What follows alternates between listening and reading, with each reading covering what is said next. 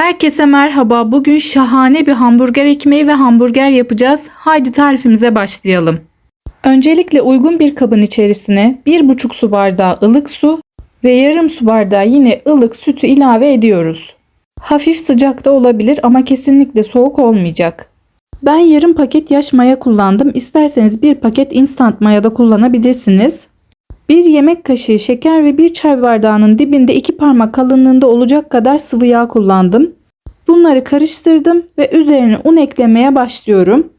1 bardak un koyduktan sonra 1 tatlı kaşığı tuzunu ilave edip tekrar karıştırıyorum. Daha sonra elimle yoğurmaya başlayacağım. Bu tarifte toplamda 5 su bardağı un kullandım ama yavaş yavaş ilave ettim. 1 yemek kaşığı tereyağını erittim. Ve erittikten sonra da gördüğünüz gibi unun üzerine ilave ediyorum ve tekrar karıştırmaya başlıyorum. Bu işlemin ardından söylediğim gibi yoğurmaya başlıyorum elimle. Olabildiğince yumuşak bir hamur elde edeceğiz. Bunun için de unu kontrollü bir şekilde eklememiz gerekiyor.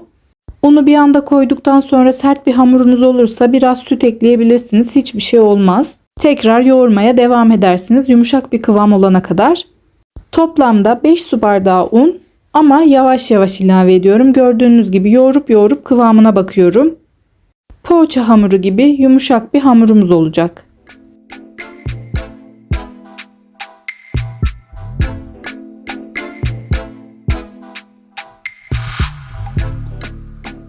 Hamuru uzunca bir süre yoğurdum.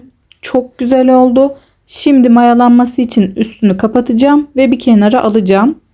Önce streçle kapatıyorum. Daha sonra üzerine bir sofra bezi ya da temiz ne bulursanız onu örtebilirsiniz. Hamurumuzun sıcak ortamda durması gerekiyor. Şimdi hamburgerimizin köftesini yapmaya başlıyoruz. Kaç kişilik yapacaksanız ona göre ayarlamasını yapabilirsiniz kıymanızın. Ben kıymanın ne kadar olduğunu bilmiyorum açıkçası. Buzdolabından çıkardım ve kullanıyorum. Orta boy bir buzdolabı poşetinin içindeki kıymanın hepsini kullandım. Kıymanın içerisine bir adet yumurta, 1 yemek kaşığı pekmez, elinizde hangi pekmez varsa onu kullanabilirsiniz. 2 yemek kaşığı galeta unu, 1 çay kaşığı karabiber ve 1 tatlı kaşığı da tuz kullandım ve yoğurdum. Güzelce yoğurduktan sonra şeklini vermeye başladım. İstediğiniz büyüklükte yapabilirsiniz. Ekmeğinize göre de ayarlayabilirsiniz. Biraz büyük yapmakta fayda var. Çünkü köfte piştikçe küçülüyor. Ben burada şeklini elimle verdim. Siz isterseniz bir kavanoz kapağıyla yapabilirsiniz. Kavanoz kapağına streç koyduğunuzda güzelce şekil verebilirsiniz ama gördüğünüz gibi ben elimle yapmayı tercih ettim. Ben böyle büyük büyük yaptım. 5 adet köfte elde ettim. Ve biraz dinlenmesi için buzdolabına koydum.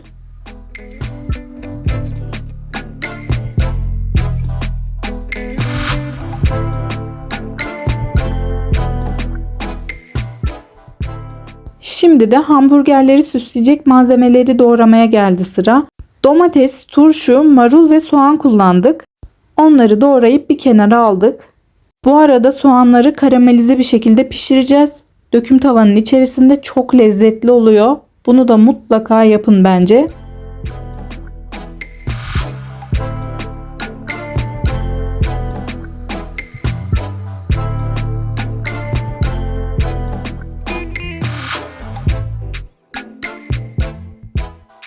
Hamur yaklaşık 1 saatin sonunda olay şekilde kabardı, görüyorsunuz. Çok güzel oldu. Tezgahımı hafifçe unluyorum ve hamurumu tezgahın üzerine alıyorum. Tabi tezgaha almadan önce de havasını alıyorum güzelce. Görüyorsunuz, şahane oldu hamur. Bilmiyorum, ön yargıda diyebilirsiniz ama ben hamurda nedense daha çok yaş mayayı kullanmayı seviyorum. Daha çok kabarıyor, benim fikrim. Bilmiyorum, siz bu konuda ne düşünüyorsunuz? Yorumlarınızı bekliyorum.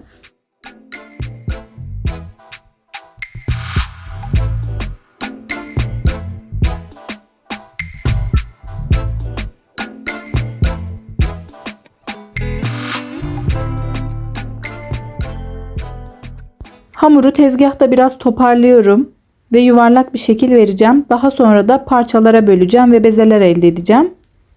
Arkadaşlar, gerçekten ama gerçekten bu ekmek tarifini mutlaka deneyin. Tadı çok güzel oldu. Ben bayıldım. Kaç tarifin sonunda elde ettiğim en iyi hamburger ekmeği diyebilirim. Zaten göreceksiniz, piştikten sonra da şahane oluyor. Hamuru güzelce toparladım ve artık bezeleri ayırıyorum. Burada ben büyük büyük yaptım. İsterseniz küçük şekillerde de yapabilirsiniz. Ben toplamda 7 tane ekmek elde ettim. Ama söylediğim gibi boyutları bayağı büyük oldu. İsterseniz daha küçük şekillerde de yapabilirsiniz. O zaman rahatlıkla 10 adet elde edebilirsiniz.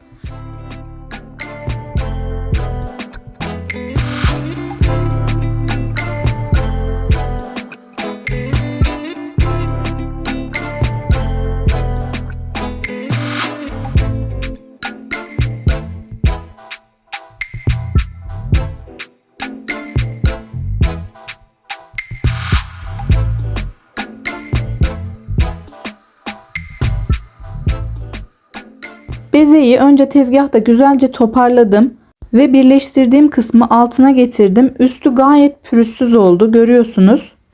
Bu şekilde üst kısmı pürüzsüz oldu. Hamurumdaki havaları görüyor musunuz? O kadar güzel ki bunları da bir kürdan yardımıyla patlattım. Bezeleri yuvarlarken tepsiye koydum ve tepsinin üstünü de kapattım bir bez yardımıyla. Ekmeklerim tepside de mayalansın diye. Üzerlerine yumurta sarısı süreceğiz. İçerisine ben çok az pekmez koydum. Daha çok koyu kırmızı olsun isterseniz pekmezi çoğaltabilirsiniz. Bir tatlı kaşığı yeterli gelecektir. Ben bir tatlı kaşığının ucuyla koydum. Ekmekler tepsi mayasını da aldı, görüyorsunuz. Üzerlerine benim yaptığım gibi hafif hafif bastırın. Bu işlem önemli. Piştiğinde de zaten yukarıya doğru kabaracağı için hafif büyüklükte olmasını istiyoruz. Bu yüzden elinizle hafif hafif bastırın. Üzerine yumurta ve pekmez karışımını da sürdükten sonra isteğe göre susam, çörek otu dökebilirsiniz. 180-200 derece önceden ısıttığım fırında pişirdim. Ekmeklerin güzelliğini görüyor musunuz? Muhteşem ötesi. Yani gerçekten bu tarifi yapmadan önce çok yaptım. İlk defa bu kadar iyi bir burger ekmeği oldu. Muhteşem.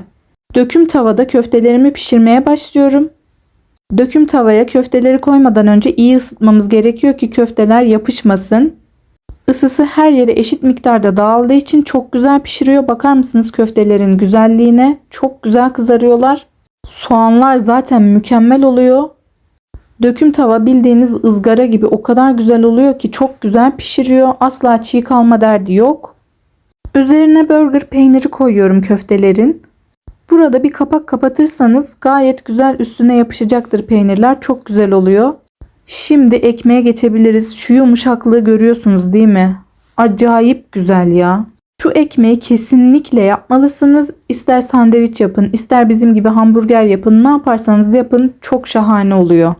Fırında kızarana kadar pişirdik. Her fırının pişirme süresi farklı olduğu için bir dakika veremiyorum. İçerisine sos olarak istediğiniz şeyi kullanabilirsiniz. Nasıl koyacağınız da size kalmış. Biz ketçap ve mayonez karışımını sürdük ekmeğe önce. Daha sonra da karamelize soğanımızı ve köftemizi, marul, turşu, domates, artık içerik tamamen size kalmış. Nasıl istiyorsanız öyle yapıp yiyebilirsiniz. Bakın o kadar kolay ki dışarıdan almaktansa kesinlikle ama kesinlikle evde yapabilirsiniz. Dışarıdan alınan o markalara göre de bence çok daha doyurucu. Yapıp yiyince ne demek istediğimi anlayacaksınız. Lütfen kanalıma abone olmayı unutmayın. Videomu da beğenirseniz çok sevinirim. Herkese iyi günler.